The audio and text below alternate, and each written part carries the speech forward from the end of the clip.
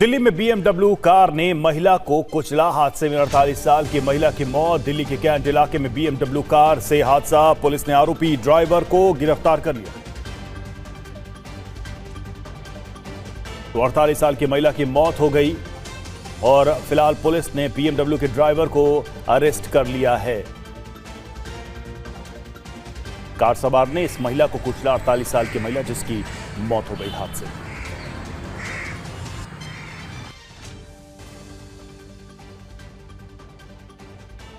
मंगलवार दोपहर तकरीबन 12 बजे के आसपास दिल्ली पुलिस को जानकारी मिली थी कि एक कार ने महिला को टक्कर मार दी है। मामले की जानकारी मिलने के बाद पुलिस की टीम मौके पहुंची तो पता लगा कि महिला को नज़दीकी अस्पताल में ले जाया गया है।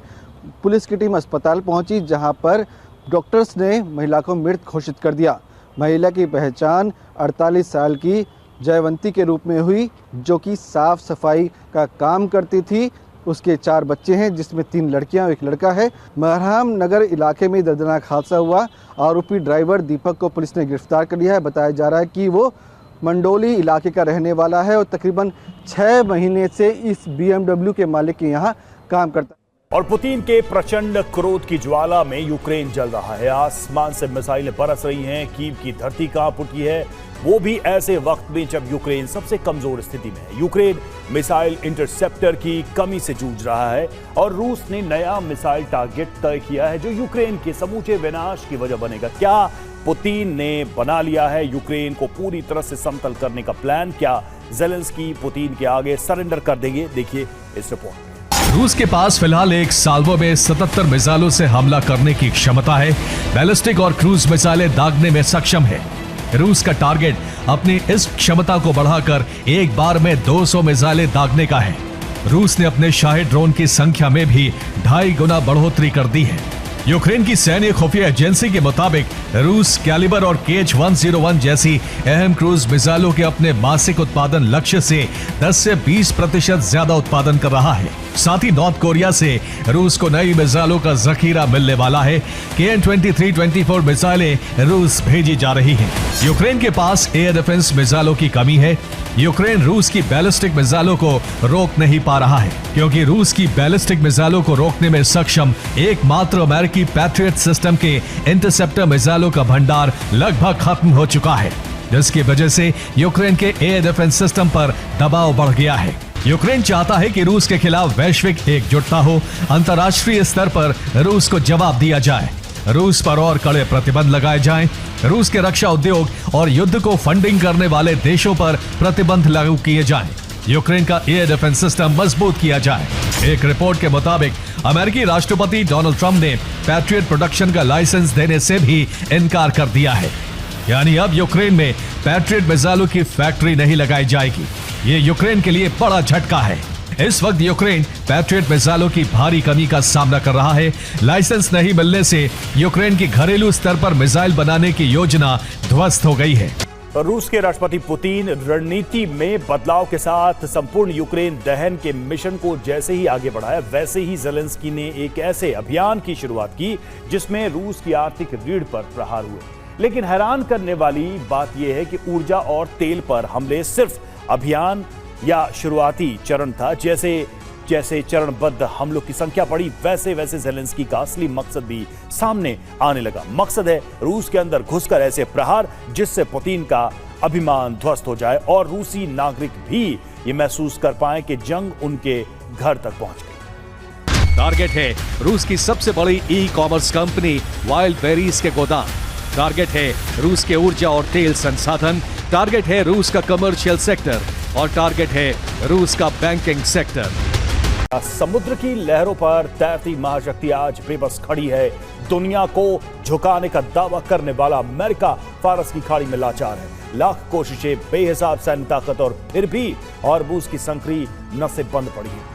ईरान का अदृश्य चक्रव्यूह टूट नहीं रहा और ग्लोबल इकोनॉमी का गला घुट रहा है। लेकिन अब ईरान हॉर्मुज़ में ऐसा इतिहास लिखने जा रहा है जो अमेरिका की लाचारी का जीवंत दस्तावेज बनकर सदियों तक सुनाया जाएगा, क्योंकि मुस्तफा अमेरिका से युद्ध जीतने का फाइनल खाका खींच चुके हैं, जिसके केंद्र में हॉर्मुज़ को 2029 तक बंद करने की रणनीति छिपी है। क्या है मुस्तफा का प्लान, इस रिपोर्ट में देखिए।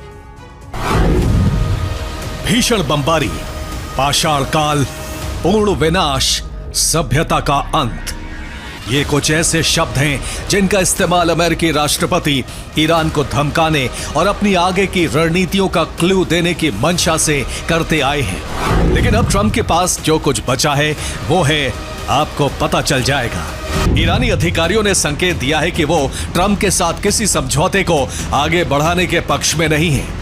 ईरानी अधिकारी ट्रंप का कार्यकाल खत्म होने का इंतजार करने के विकल्प पर विचार कर रहे हैं। ट्रंप का कार्यकाल 2029 तक खत्म होगा, तब तक ईरान सिर्फ प्रतीक्षा की स्थिति में रह सकता है। ऐसा हुआ तो 2029 तक हॉर्मुज स्ट्रेट इसी तरह बंद रहेगा।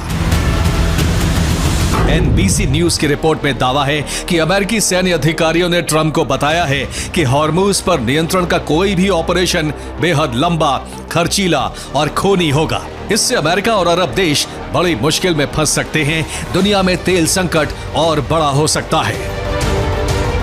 यूएई की एटरॉप पाइपलाइन को सऊदी अरब की ईस्ट वेस्ट पाइपलाइन से जोड़ा जा सकता है।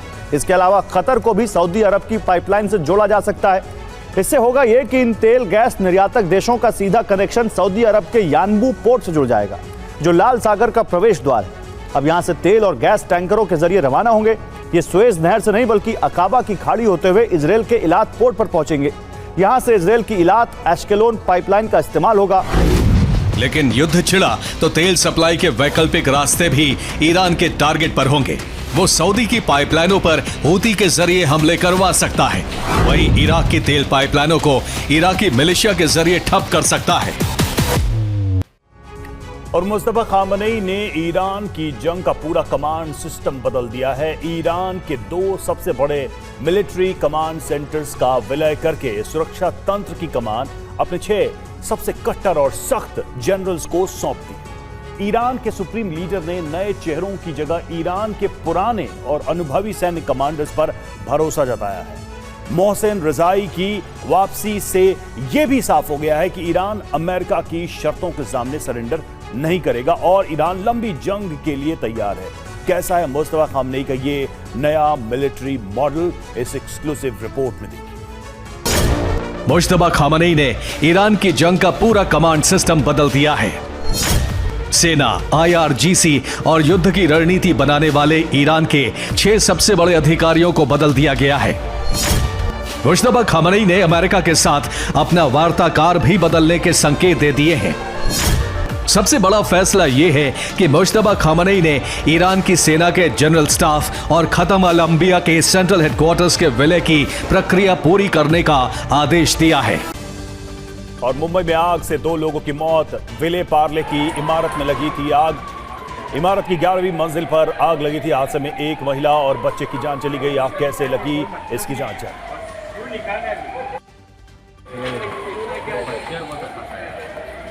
तो 11वीं मंजिल में आग लगी, 1 महिला और बच्चे की जान चली गई। इस हादसे में आग कैसे लगी, इसकी जांच चल रही है।